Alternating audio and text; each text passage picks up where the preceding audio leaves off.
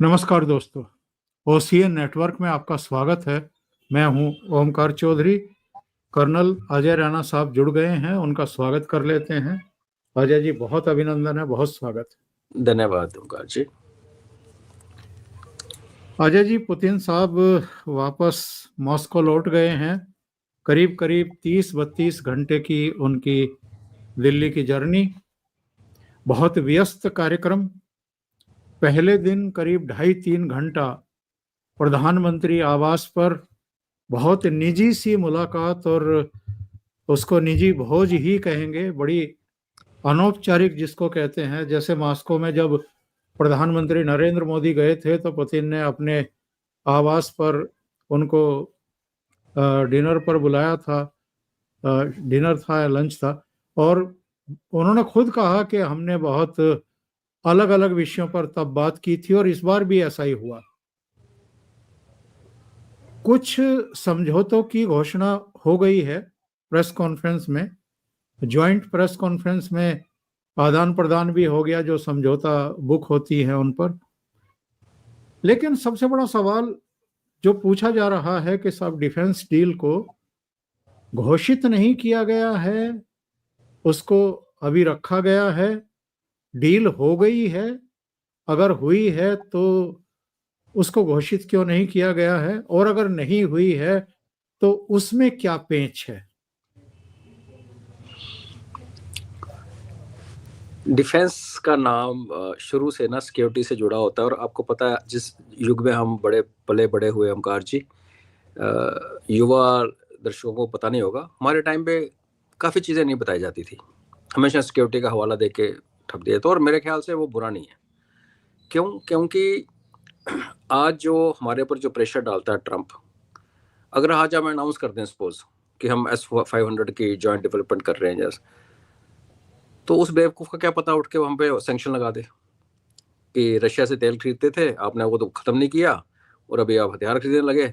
चलो जी, अब क्या होगा? सैंक्शन से हम मर थोड़ी जाएंगे, लेकिन आपने अपने लिए समस्या क्यों खड़ी करनी अनाउंसमेंट करके? हमें देशवासियों को ये शिफ्ट देखनी चाहिए। शिफ्ट क्या है? ये समझौते जो हैं ये ब्यूरोक्रेट्स का काम है। आने से पहले बातें होती हैं, आने के बाद भी हमारे डिफेंस मिनिस्टर से उनकी मीटिंग हुई, उनके डिफेंस मिनिस्टर की मीटिंग हुई, तो कुछ तो हो रहा है, जरूरी नहीं सामने आए। एक शिफ्ट नजर आती है।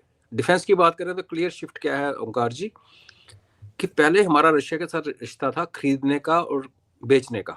वो बेचता था, हम खरीदते थे, चाहे टैंक हो चाहे मिसाइल हो। अब रिश्ता है जॉइंट डेवलपमेंट का।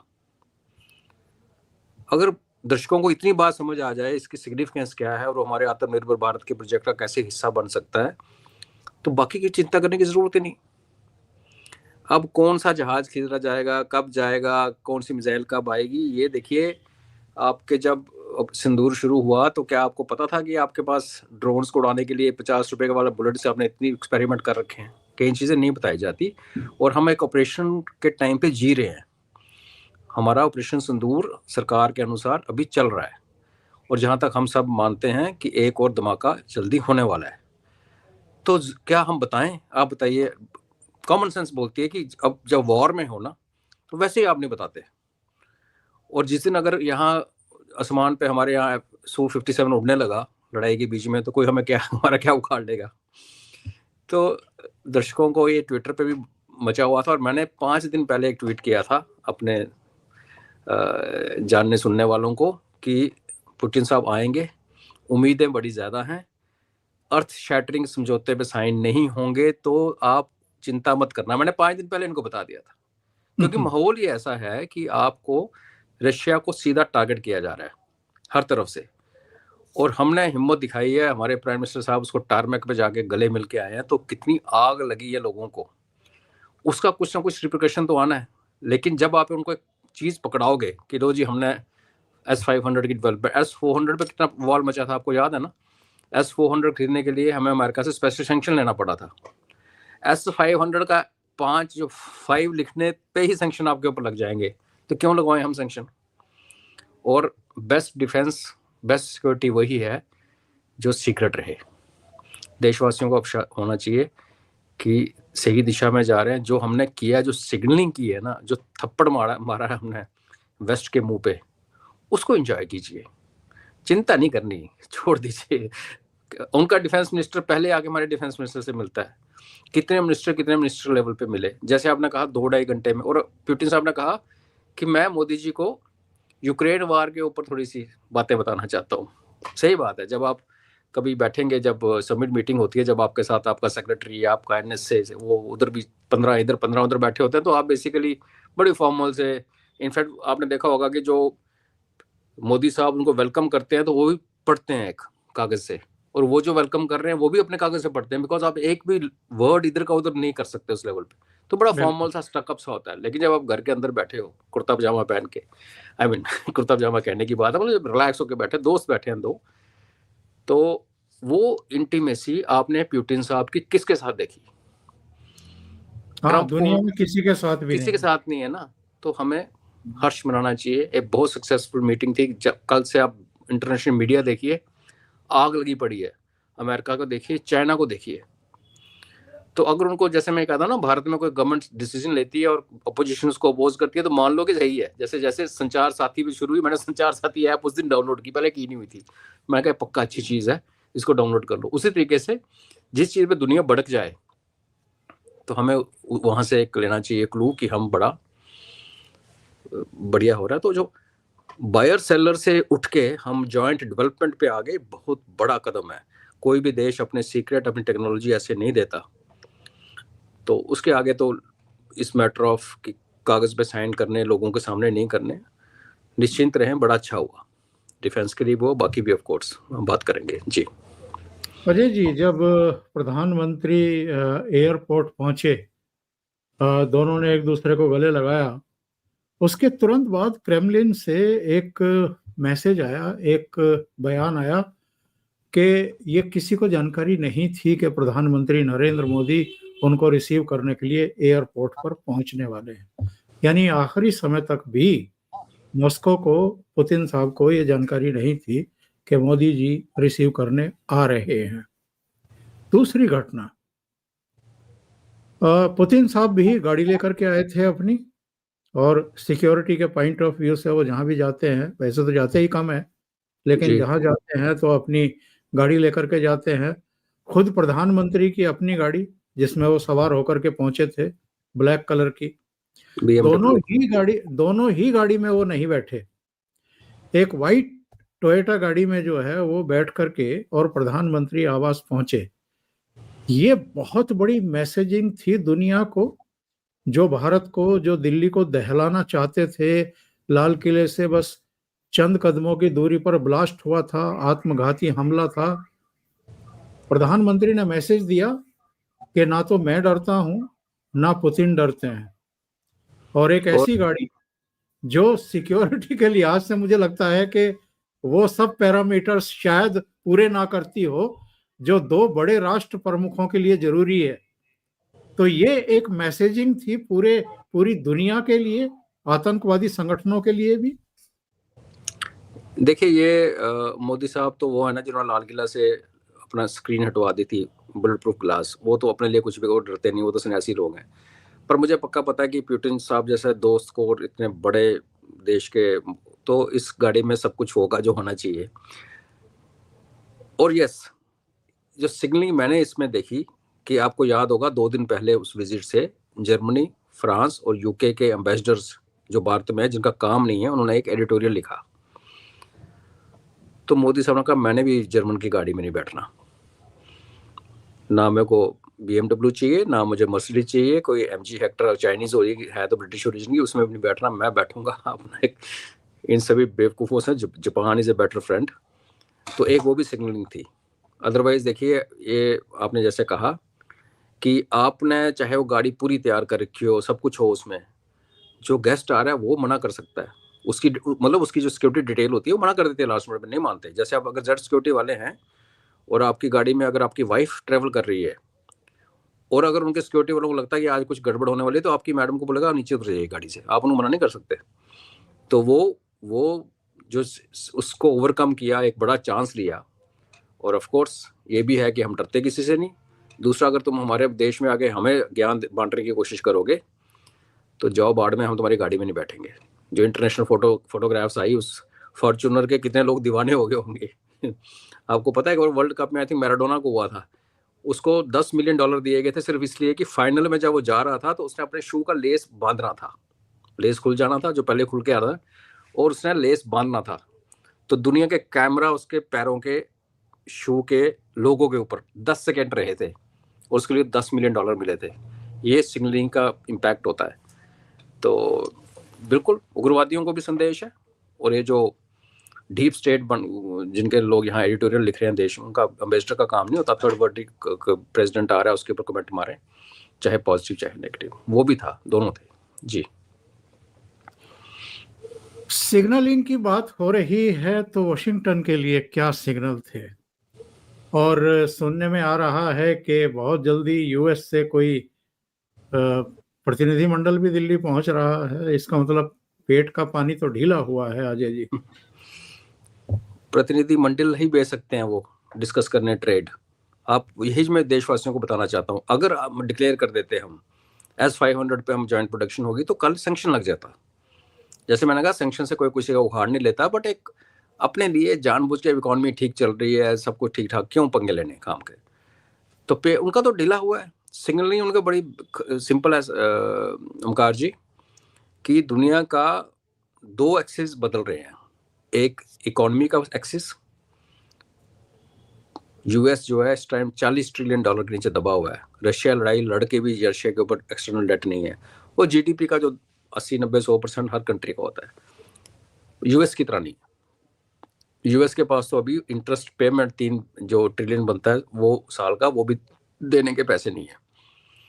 तो एक तो ट्रेड का, और जब आपको इंडिया, चाइना और रशिया का अगर आप टोटल देखें, ऑलमोस्ट 3 बिलियन पॉपुलेशन, दुनिया की आधी पॉपुलेशन इधर रहती है, तो आपको क्लियर हो गया आप जो सैंक्शन गाना लगाओ, आप रशिया को झुका नहीं सके, आप चाइना को कुछ कर नहीं सके, और हमें भी आप 50% 100% लगाते जाओ, हमें भी कुछ नहीं होने वाला।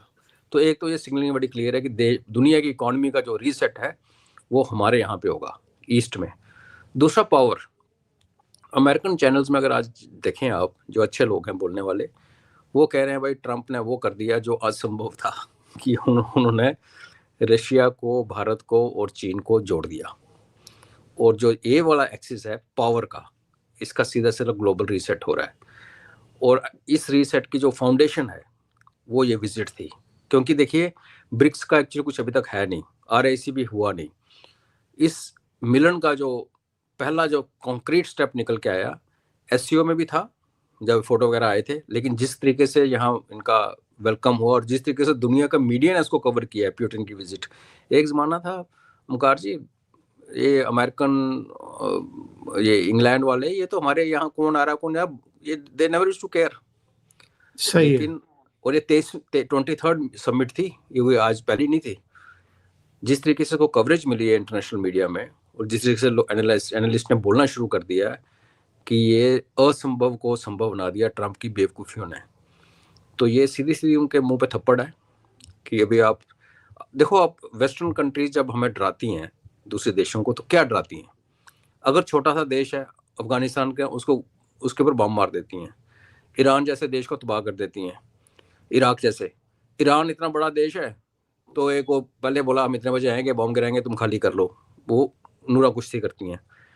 तो बेसिकली वो हमें ट्रेड और हमारे पास सैंक्शन से हमें तंग कर सकती हैं। हमें कोई कहे कि अमेरिका आके भारत को कैप्चर कर लेगा, वो तो दुनिया की किसी औकात नहीं किसी देश में, क्योंकि ये नहीं कि हम बहुत बड़े वो हैं, इतना बड़ा देश है, नहीं कोई ना कैप्चर कर सकता है, ना होल्ड कैसे करेगा। तो आज आके लड़ाई आती है ट्रेड पे। ट्रेड का उन्होंने सबसे बड़ा हथियार सबसे पहले यूज़ किया ईरान पे, फिर किया रशिया पे। रशिया ने ट्रेड सैंक्शन होने के बावजूद उसकी जीडीपी अमेरिका की जीडीपी से ज़्यादा बेटर राइज कर रही है, उनके ऊपर डेट नहीं है। सेम चल रहा है हमारा और चाइना का। तो ट्रेड जिससे दुनिया चलती है, बिजनेस कह लीजिए, और पावर, दोनों की जो शिफ्ट है उसका जो पहला कॉन्क्रीट स्टेप है वो ये विजिट है। आने वाले समय में ये याद किया जाएगा कि एक ऐसा देश का प्रेसिडेंट जिसके ऊपर पूरी दुनिया पीछे पड़ी थी, किसी ने उसको इंटरनेशनल क्रिमिनल घोषित कर रखा है, सैंक्शन लगे हुए हैं, लड़ाई लगी हुई है, वो यहाँ आता है और हम सरेआम जाके उसको गले मिल के देखिए। आप दूसरे तरीके से देखिए, ये भी तो हो सकता था ना, वो आते, एक प्रोटोकॉल अफसर उनको मिलता, चुपचाप आगे मिलके चले जाते। तो मुझे इसलिए इसमें कोई इंटरेस्ट नहीं था क्या साइन हुआ, मुझे इंटरेस्ट है कि ऑप्टिक्स कैसे आई। ऑप्टिक्स ये आई कि दो दोस्त, जैसे ब्रोमांस जिसको कहते हैं आज के जेंसी, वो जो आपने वाइब्स दुनिया को दिखाई ना, तो उसका बड़ा इम्पैक्ट है। अब दुनिया बातें करने लगी कि यार भारत और रशिया को हमें ऐसे नहीं सोचना चाहिए था, हमें इनकी हिस्ट्री देखनी चाहिए थी। जब यूएसएसआर था तभी 71 में भारत के साथ खड़ा था, 91 में यूएसएसआर टूट गया, भारत की इकोनॉमी का प्रॉब्लम चल रहा था, 10 साल ऐसे कट गए। तो 2000 में फिर ये वाजपेयी साहब के टाइम पे समिट स्टार्ट हुई और तब से 23rd समिट है। तो लोग अभी हिस्ट्री फॉरनर जो हमारे लिए केयर नहीं करते थे, अभी वो हिस्ट्री में जाने लगे। तो ये इम्पैक्ट होता है और थू हो रहा है, ट्रंप को गालियां पड़ रही हैं चारों तरफ से। तो दिस इज हाउ यू आप टर्न करते हो टाइड को इंटरनेशनल। वो कर दिया इस मीटिंग ने, इस विजिट ने।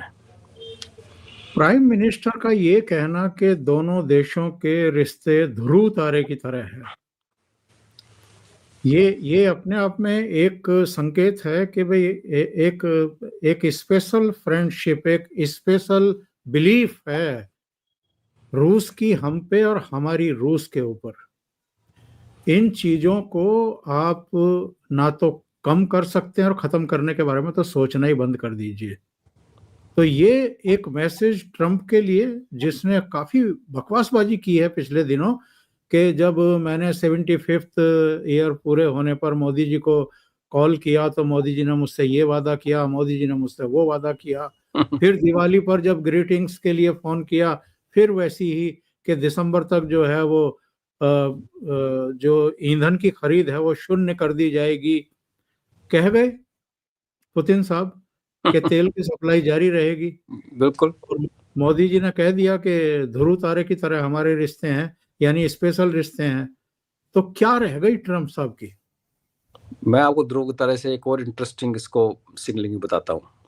ध्रुव तारा जो होता है वो स्टैटिक दिखता है, नॉर्थ की तरफ रहता है, और 7 तारे उसके चारों तरफ घूमते हैं, सप्तऋषि। तो ये सिग्नलिंग है कि G7 हमारे इर्द गिर्द घूमेगा। तुम रशिया को कभी G7 से बाहर निकाल देते हो, कभी अंदर ले आते हो, और भारत को जो कि थर्ड और ऑलमोस्ट अभी थर्ड इकोनॉमी बन रहा है उसको G7 से बाहर रखते हो क्योंकि हम ब्राउन है। तो बच्चों तुम करते रहो, हम बनेंगे दुनिया का सूत्रधार। सॉरी मैं शाबाश शरीफ की तरह टेबल टॉप दिया। तो कि पिवट जो है ना, दुनिया की पिवट, वो अब हमारे हाथ में है और सारी दुनिया हमारा चक्कर लगाएगी। मोदी जी की एक एक बात ओमकार जी और एक एक एक्शन, उसके पीछे पता नहीं कितने दिन का काम होता है। मैं फॉर्च्यूनर की आपको बात बता रहा हूँ कि जर्मन गाड़ी में नहीं बैठना, ये सिग्नलिंग हमें शायद ना फील हुई हो, जर्मन को फील हुई कि यार ये क्या कर दिया। आए वो BMW में और जाके बैठे फॉर्च्यूनर में। इसी तरीके ये ध्रुव तारा को अगर आप सिंबॉलिक तरीके से देखेंगे तो ध्रुव तारा स्टैटिक होता है, वो हिलता नहीं है, उसको दुनिया की वो ताकत हिला नहीं सकती। और सप्तऋषि जो अपने आप को बहुत बड़ा मानते हैं, नेचुरल सप्तऋषि हैं, हम सबके पूर्वज हैं, वो उसके चक्कर काटते हैं। तो ये दुनिया ने कल खोल के देखा होगा कि यार नॉर्थ स्टार, ध्रुव तारा नॉर्थ स्टार का क्या स्पेशल है और उसका क्या होता है, तो उनको पता चल गया होगा। बाकी ट्रंप का क्या रही, ये तो मतलब उसे जहां ट्रंप को मौका दिया गया था कि वो पहले यहाँ आता। आपको जब पुतिन की यात्रा का अनाउंसमेंट हो रही थी तो ये एक्सपेक्टेड था कि शायद अक्टूबर में ये आता ट्रंप। जो बंदा साहब G20 में नहीं जा रहा, जो कनाडा से भाग गया, तो ये भगोड़ा है। और ऐसा लोग, इनसे दोस्ती करना बेवकूफ़ी वाली बात है। आप दोस्त वो चाहते हो जो स्टेबल हो, आपके साथ अच्छा है बुरा आपको पता है वो कौन है, आप उसको समझते हो, वो आपको समझता है, और अपनी एक जगह पे खड़ा होता है आपके साथ। इसका तो पता है कोई नहीं।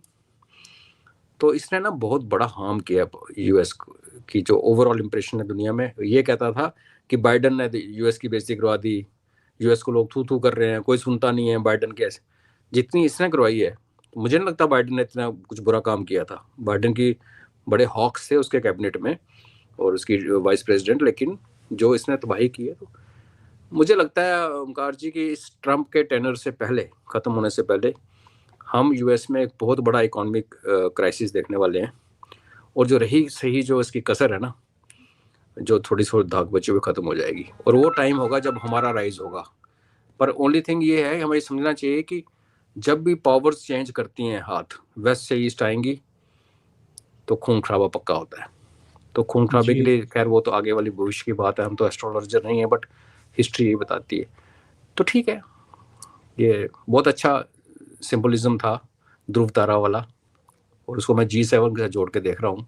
आप शायद मेरे से एग्री करें ना करें, बट बिल्कुल बिल्कुल। अजय जी, ये माना जा रहा है कि फरवरी में जब वॉशिंगटन गए प्रधानमंत्री और व्हाइट हाउस में मीटिंग हुई, उस समय कुछ ऐसी बातें हुई जिसकी वजह से वो एक टर्निंग पॉइंट बन गया और वहां से रिश्ते खराब होने शुरू हुए। जिस तरह की इनकी एक नीति रहती है, इनका एक तौर तरीका रहता है कि किसी को भी आप बंद कमरे में धमकाओ, हड़काओ, ब्लैकमेल करने की कोशिश करो, तबाह कर देंगे, ये कर देंगे, वो कर देंगे। कुछ उस तरह की जबान का यूज शायद ट्रंप कर बैठे और उसके बाद से चीजें जो हैं वो काफी खराब होती चली गई। आज स्थिति ये है कि ट्रंप ने 50% टैरिफ की धौंस भी दे ली, लगा भी दिया, लेकिन इसका नतीजा क्या है? हमारा एक्सपोर्ट बढ़ चुका है।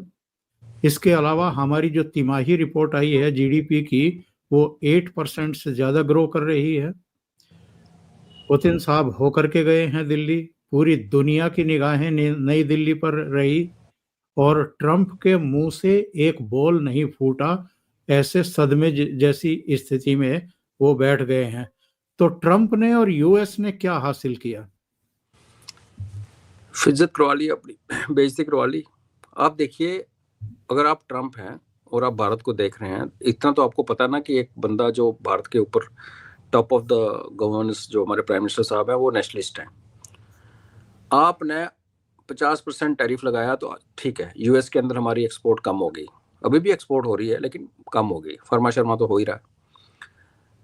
तो जो नेशनलिस्ट प्राइम मिनिस्टर ने अपनी टीम से ये पूछा होगा कि भाई मैं यूएस के आगे झुक जाऊं और रशिया का तेल खरीदना बंद कर दूं, ये मेरे फायदे में है, या मैं रशिया का तेल लेता रहूं और 50% टैरिफ कर लूं और अपने रुपये को डीवैल्यू कर दें, रुपीज़ की वैल्यू नीचे तोड़ें ताकि हमारा एक्सपोर्ट कॉम्पिटिटिव हो जाए। तो उनके इकोनॉमिस्ट दोस्तों ने यही कहा होगा कि सर आप ऐसे करते हैं, रुपये को जाने दो 100 रुपीज़ तक, $100 पे, 100 रुपये को जाने को दो, एक्सपोर्ट अपने अचीव कर दो और आप रशिया से तेल लेना, बिकॉज हमारा सारा मेन जो इम्पोर्ट का बिल है उसमें से 30 to 40% तो एनर्जी का बिल है और वो हमें $5 की सब्सिडी पे मिल रहा है। सब्सिडी कह लीजिए या उसको डिस्काउंट कह लीजिए। तो जितनी बल्क में हम इम्पोर्ट करते हैं, तो क्या ट्रंप को पता नहीं था कि यहाँ वो बैठा हुआ है जिसको आप खरीद नहीं सकते, जिसको आप डरा नहीं सकते, और जब आप उसको टैरिफ से डराओगे तो वो अपनी कैलकुलेशन करेगा, और वही हुआ। तो ट्रंप ने, आपने पूछा क्या हुआ, तो ट्रंप ने अपनी बेइज्जती करवा ली। मतलब पता नहीं, एक बड़ी कॉमन सेंस की चीज़ है। आप किसी भी आदमी से जब एक रिलेशन बनाते हो ओंकार जी, आप हमेशा उस इंसान को समझने की कोशिश करते हो, फिर जब समझ आ जाती है तो फिर आप उसको पता आपसे डील कैसे करना, किसको क्या चीज़ बोलनी है। आपके दोस्त होंगे, मेरे दोस्त होंगे, जिस कईयों से मजाक नहीं करते, क्योंकि दोस्त हैं बड़े अच्छे हैं लेकिन मजाक नहीं सह सकते। कई हैं उनको जो मर्जी करता उनको फर्क नहीं पड़ता। तो आपको इतनी भी समझ नहीं है कि आपका आप कह रहे हो मेरा फ्रेंड है, बड़ा अच्छा जिगरी दोस्त है, हार्ड बारगेनर है। तो जब आपको सारी क्वालिटीज पता है, नेशनलिस्ट है वो भी पता है, तो आपने ये जो टैरिफ का फेंका हमारे ऊपर, उससे अच्छा होता कि ट्रंप हमें सैंक्शन लगा देता आर पार। लेकिन ट्रंप में अमेरिका के लोग ही उसको सैंक्शन नहीं लगाने देंगे, क्योंकि भारत उनके लिए बहुत इंपॉर्टेंट है। आज देखिए, अब दूसरी एक प्रोबेबिलिटी की बात करते हैं, हाइपोथेटिकल सिचुएशन है। ट्रंप रशिया के साथ टच में है, ये सबको पता है, पुतिन से बात करता है, वो यूक्रेन को वो छोड़ने के लिए तैयार है पुतिन के लिए, और यूके और ये फ्रांस और जर्मनी यूक्रेन को लड़ाई में डालने चाहते हैं। अगर ट्रंप दिमाग लगाए और रशिया के साथ हाथ मिला ले, इधर भारत के साथ हाथ मिला ले, तो तीनों देशों के लिए सबसे बड़ा जो खतरा या दुश्मन जो चाइना है, उसको कितनी आसानी से हम कंटेन कर सकते हैं। पर फिर आपकी वो सोच होनी चाहिए ना कि आपने अपनी सुपर पावर को बना के रखना है, जो नेक्स्ट ग्रोइंग पावर है भारत, उसके साथ मिला के रखना है, और एक जो ऑलमोस्ट सुपर पावर ही कह लो Russia, at least military super power है, उसके हाथ मिला लो, ताकि आपको जो कॉमन एनिमी है, क्योंकि ना भारत की बनती है चाइना के साथ, ना रशिया के साथ, रशिया की बनती है चाइना के साथ, और अमेरिका दुश्मन तो है ही है। तो अगर कोई सेंसिबल बंदा होता ओंकार जी, तो ऐसे करता ना। लेकिन इसने किया क्या, इसने रशिया और चाइना और भारत को मिला दिया। इन अ वे। मैं पता नहीं किसकी पॉडकास्ट में कहा था, एक दिन आएगा कनॉट प्लेस दिल्ली में ट्रंप की मूर्ति लगेगी और नीचे लिखा जाएगा कि इस दुनिया का वर्ल्ड ऑर्डर हमारे पक्ष में करने के लिए ये महापुरुष पैदा हुआ था अमेरिका की धरती पे। तो यही किया उसने। बिल्कुल सही कह रहे हैं।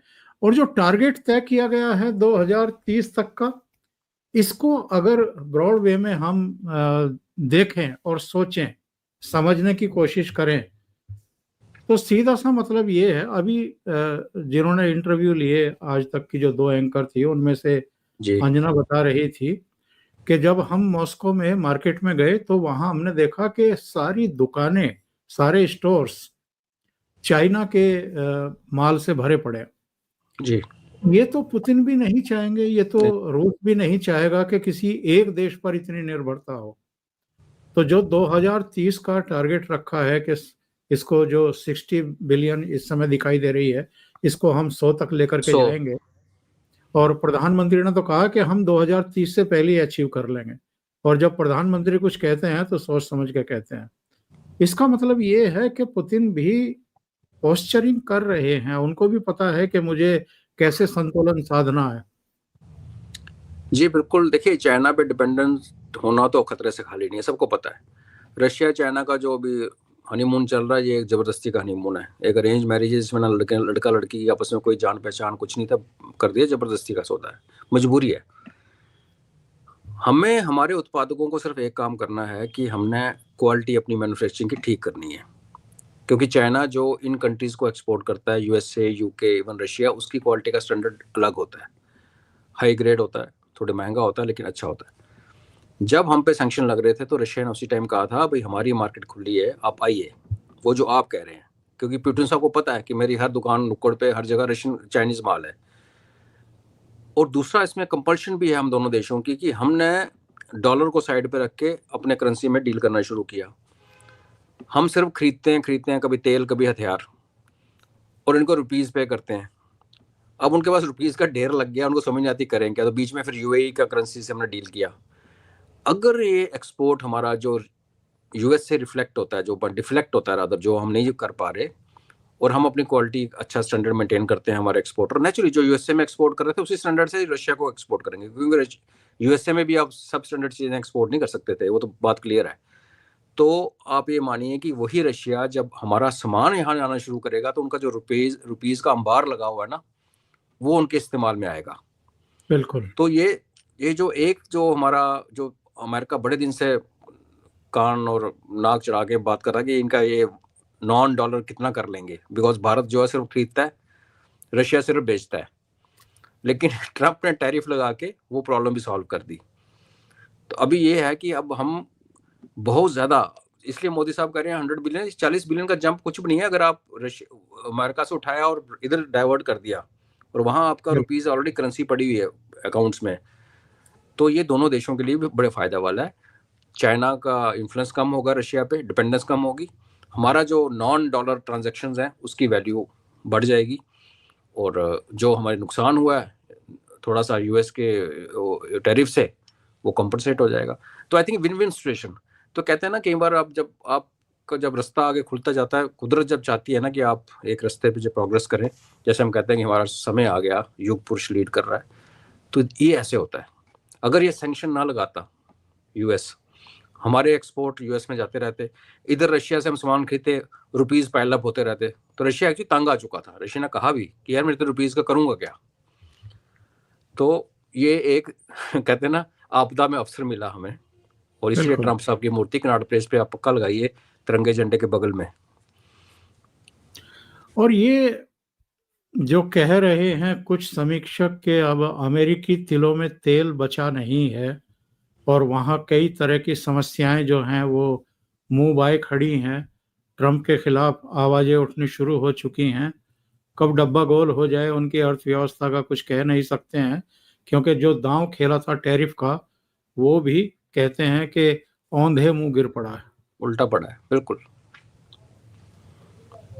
तो ऐसे में ओमकार जी, हमें थोड़ा सा एक बहुत बड़े कॉन्फ्लिक्ट के लिए तैयार रहना पड़ेगा। एक बुखलाया हुआ एक्स सुपर पावर, ठीक है, उसके ऊपर कर्जा है, सब कुछ है, लेकिन उसके पास डॉलर छापने की मशीन अभी भी है। अपने देश में वो इंजेक्ट ना करे क्योंकि इकॉनमी ख़राब हो जाती है, इन्फ्लेशन हो जाती है, वो पाकिस्तान जैसे कुत्तों को वो हमेशा बोटी डाल सकता है, ऐसे डॉलर्स जो कि अनअकाउंटेड हैं, जैसे इसने कोविड में भी छापे थे अमेरिका ने। तो फिर एक इम्पैक्ट जो हमारे ऊपर आ सकता है कि ये कहीं ना कहीं दुनिया में एक बखेड़ा खड़ा कर सकता है, और फिर उस बखेड़े में जब हथियार बेचेगा और सब करेगा और वो दुनिया का अपना ध्यान हटाएगा। इसलिए मुझे कई बार लगता है कि हालांकि आज का टॉपिक नहीं है कि जब हम अभी पिटाई करेंगे पाकिस्तान की, जो कि करनी तय है, हो सकता है उसके बाद एक प्रोलॉन्ग सा हमारा पाकिस्तान के साथ उलझना पड़ जाए। पहले हम थप्पड़ मारेंगे, लेकिन पिछली बार की तरह शायद हम इसको अपनी मर्जी से बंद ना कर पाएँ, बिकॉज उसमें ये अमेरिका इन्वॉल्व हो जाएगा। तो जो डूबता हुआ एक ऐसे वाले जो होते हैं ना, जो कहने को तो डेमोक्रेसी में बैठे हैं बट हैं डिक्टेटरी है, ट्रंप को ढंग के काम तो करता नहीं, वो साथी उसके छोड़ के चले जाते हैं और वो अकेला करता रहता है। आज देखा नहीं आपने, खुद ही वो फीफा का मेडल खुद ही गले में डाल लिया अपने। तो एक दुनिया के लिए एक खतरनाक सिचुएशन बन सकती है। अमेरिका का डिक्लाइन क्लियर है, बहुत बड़ी इकॉनमी है, बहुत पैसे वाली कंट्री है, टेक्नोलॉजी में सुपर पावर है, इतनी जल्दी नहीं होगा कि एक दिन टूटी बंद हो जाएगी। लेकिन हाँ, डोमेस्टिक इश्यूज बहुत होने वाले हैं, जैसे आपने इसका संकेत दिया, रिवोल्ट भी हो सकता है, coup भी हो सकता है देश के अंदर, और इसको हटाया भी जा सकता है या मार दिया जाएगा। अमेरिकन आपको पता ही है। और अगर ये आज इजराइल भी इसकी बात नहीं सुन रहा, और अगर क्रॉस कर गया कोई लाइन, तो आपको पता है फिर इसराइल क्या करता है अपने उनके साथ। तो हम बड़ा एक, मैं नहीं कहूँगा इंटरेस्टिंग या बड़े अमेजिंग, बट एक बड़ा ही अनसर्टिनिटी वाले दौर में बैठे हैं। वो इसलिए मैं कहता हूँ कि जब घर का बड़ा जो होता है ना, अगर उसको अपना मैच्योरिटी ना हो तो घर का तो घर में प्रॉब्लम होती हैं। तो ये सुपर पावर का एक ड्यूटी थी पूरी दुनिया के ऑर्डर को बचा के रखना, हिसाब से चलना। लेकिन अगर आप मुनीर के साथ कॉन्ट्रैक्ट करने लगे और उसके साथ बैठ के लंच करने लगे, और भारत जैसा देश जिसको 30 साल लगे यूएस को हमारे साथ क्लोज होने में, क्योंकि 2000 में जब हम रशिया के साथ ये समिट स्टार्ट की थी पहली, उसी टाइम हमारा अमेरिका के साथ एक लिंक खुला था। उससे पहले हमारा अमेरिका के साथ भी लेना देना कुछ नहीं था। तो 20-25 साल रशिया का तो कंसोलिडेशन होता रहा, हिस्ट्री थी। अमेरिका ने नया शुरू किया था, फिर एटॉमिक डील होगी, मनमोहन सिंह के साथ हुआ, वो सारे का सारा बेड़ा गर्क कर दिया इसने। तो ये तगमा जो है बर्बादी का, अपने देश के अंदर अपने दोस्तों का साथ, मित्र देशों को छोड़ना और गलत लोगों पे बेट करना अपने पर्सनल प्रॉफिट के लिए, ये ट्रंप की हिस्ट्री में उसके साथ जाएगा। मैं सिर्फ उम्मीद ही करता हूँ कि कुछ ना हो, लेकिन एक बड़ा कॉन्फ्लिक्ट भी ऐसे वाले बंदे स्टार्ट कर देते हैं हताश होके। कार्यक्रम के शुरू में आपने कहा था कि अभी हम वॉर में हैं, वॉर खत्म नहीं हुई है। तो क्या है अभी सिचुएशन, क्या है स्टेटस, क्या है? और ये जो कहा जा रहा था कि पुतिन के आने और जाने तक तो शायद भारत थोड़ा सा धैर्य रखेगा, इसके बाद हो सकता है कि कुछ देखने को मिले, क्योंकि प्रधानमंत्री तो कह चुके थे पहलगाम की घटना के बाद कि हर आतंकवादी वारदात को हम युद्ध की तरह ही लेंगे और उसका जवाब भी देंगे। तो कुछ हम उम्मीद कर सकते हैं। और राजनाथ सिंह साहब, हमारे पश्चिमी कमांडर, सबके बयान हमारे सामने हैं। जी, आपने इस टाइम दुनिया में युद्ध कहाँ चल रहा है ओमकार जी? यूक्रेन में। लेकिन सोशल मीडिया पे गाड़ियाँ उड़ती हुई, बिल्डिंगें उड़ती हुई कहाँ के आती हैं तस्वीरें? पाकिस्तान से। लॉजिकली यूक्रेन में जो मिसाइलें गिर रही हैं, जो यूक्रेन रशिया पे मार, उसकी वीडियो आने चाहिए ना। लेकिन वीडियो आते हैं, यूक्रेन में 4 दिन में एक हमला होता है, पाकिस्तान में हर रोज 10-10 हमले हो रहे हैं। चाणक्य ने हमें सिखाया कि युद्ध लड़ने के बहुत सारे तरीके हैं, और वो तरीके हमें सामने नजर आ रहे हैं। मैं पहले भी कह चुका हूँ कि अफगान जो ड्यूरन लाइन को पसंद नहीं करते, तो वो तो आज की थोड़ी बात है, वो कभी पसंद नहीं करते, 1893 से पसंद नहीं करते। अभी क्या हुआ कि इतनी गर्मी होगी ड्यूरन लाइन पे। बट हाँ, एक ऐसा देश, ऐसा सब कॉन्टिनेंट यहाँ पे जो दिखता है वो लोगों को इम्प्रेस करता है, तो कहीं ना कहीं काइनेटिक एक्शन एक्सपेक्टेड है। अब पुतिन साहब का दौरा, इनफैक्ट मुझे भी लगता था कि पुतिन साहब के दौरे से शायद सहम बरते, और आज प्रधानमंत्री जी हिंदुस्तान टाइम्स के समिट में गए हैं।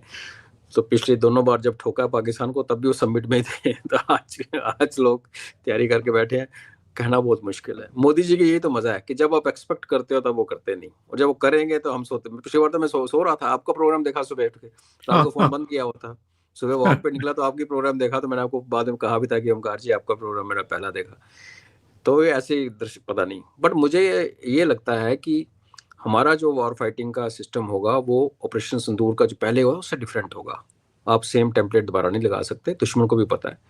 तो इसलिए मेरे को अंदेशा है कि टर्की की हताशा देखो, अमेरिका की हताशा देखो, तो होगा क्या कि हम पाकिस्तान को थप्पड़ मारेंगे, जोरदार थप्पड़ मारेंगे जो मुझे लगता है, और simultaneously multiple targets including navy engage होने का अंदेशा है। लेकिन शायद उसके बाद ना हम उससे पीछा ना छुड़ा सके, कि मेरा एक अपना वो है, और फिर उस हालत में हमें एक्चुअली इनके अंदर घुस के, जैसे हमारे वेस्टर्न आर्मी कमांडर ने कहा या राजनाथ सिंह, हमें एक्चुअली इनको अंदर घुस के टुकड़े करने पड़ेंगे। उसमें जान माल का नुकसान, उसमें जान माल का नुकसान होगा। तो देशवासियों से अपील है कि तब रफेल मत गिनना, टैंक मत गिनने बैठ जाना, वो आपका काम नहीं है, जो है वो कर लेंगे। शहीद लोगों की जानें जाएंगी, अनफॉर्चुनेट है, बट अब देश अगर उसके बाद सुरक्षित हो जाए, एक हमारा जो कैंसर जो है उसको खत्म कर दें हम साइड तोड़ ताड़ के, और उसके बाद और चैलेंजेस आएंगे, थोड़ी खत्म तो होगा नहीं, बट एक कंट्री से लड़ना और एक सूबे से लड़ने में फर्क है ना, फंडिंग का, लैंड लॉक कर दो देश को, तो देखिए कॉस्ट देनी पड़ेगी। मैं सिर्फ आपके माध्यम से दर्शकों ये बोला, ये मत पूछना रफेल कितने थे और ये क्या थे, प्लीज डोंट डू दैट, देश ऐसे लड़ते नहीं है जी। अजय जी बहुत बहुत धन्यवाद जुड़ने के लिए और बहुत महत्वपूर्ण मुद्दों पर चर्चा करने के लिए। दर्शकों से एक निवेदन है, आपको ये चर्चा अगर पसंद आई है, अच्छी लगती है, तो आप लाइक का बटन भी दबाएं। अभी तक चैनल सब्सक्राइब नहीं किया है तो सब्सक्राइब भी कर लें। बहुत बहुत धन्यवाद आप सभी का, और अजय जी आपका खास तौर से धन्यवाद। Thank you sir. जय हिंद।